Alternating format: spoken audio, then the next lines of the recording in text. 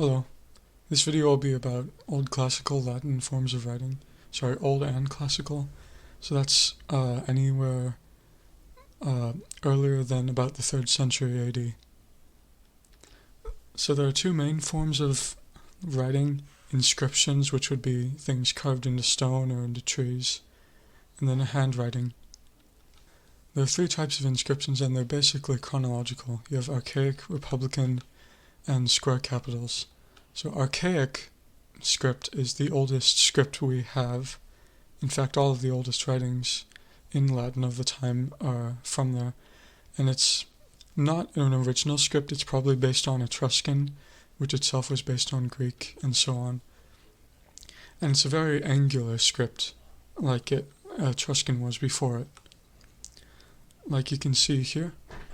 On the right I have the Duenos inscription, which is on this triple cup.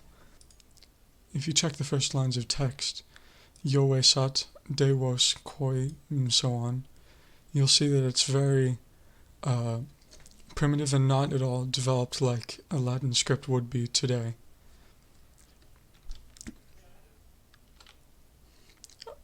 It also happens to be written in a boustophion way, which means how the ox moves.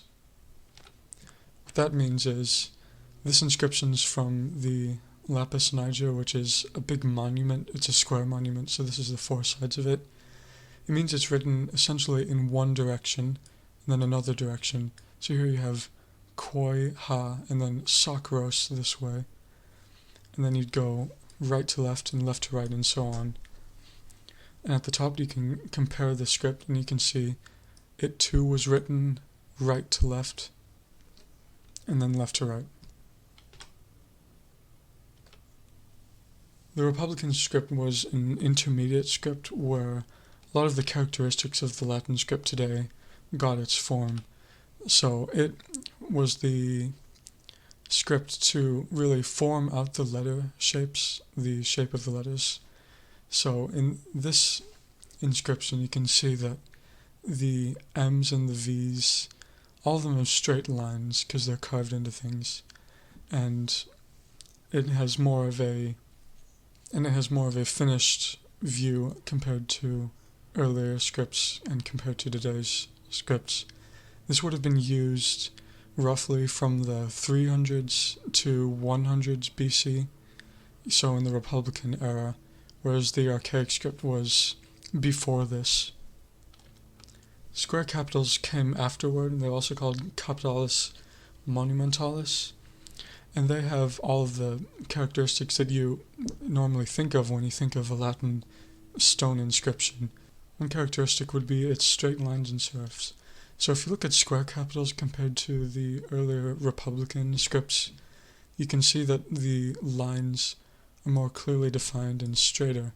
And they also have these serifs on the end, which are the feet-like thing on the things. These letters were made very straight because it took a lot of time to carve these intricate lines, and carving curved lines was much harder and took a lot more time than straight lines. The other characteristic of Roman square capitals would be their decreasing size. So if you look at any inscription on monuments, you'll see that the font size, the height of it, will decrease the smaller you get down, or the further you get down. This is a forced perspective thing, so that all of the characters would look the same size when viewed from beneath. As far as handwriting, there are only two main varieties, well, three, but two concurrent main varieties: Roman cursive and Tyrian notes. Now, Roman cursive was your more common type of writing, especially handwriting, and it's not the flowing kind of cursive that we'd see today. It's actually called cursive because the letters were made fast, like running. In fact, Plautus, in his comedic play Pseudolus, said that the handwriting scratched on it looked like chicken scratch, essentially, like a hen had wrote it, and that letters were climbing on each other's backs, which you'll see in this slide. So this is a fragment on a vase, or an amphora actually, which would be sent as instructions essentially. And it's really hard to read, but it says rusty. None of these words are complete, but it would be rusty geese, octus, and so on. But you have the R and the A and all the other letters. It's very legible. But they would not always be written like this. They'd sometimes be inscribed and they'd be much more legible, like this poem written in Pompeii. As you can see, you have the same letter forms as from the previous one, but they're much better defined, and you can probably read what's written in the Latin text if you squinted hard enough. And sometimes this would be written on wax tablets with a stylus kind of engraved in the wax, which would be reused later. The other main type of handwriting would be Tyrian notes, and this wouldn't be a common script, but it would be something more like shorthand, which we would call it today. It's named after Marcus Tiro, who was the scribe of orator Cicero, who had to write, well, many things, since Cicero spoke very much about many things. And it's not really an alphabet like we would call it today. It's more of a shorthand, like this 9th century work from the Bible.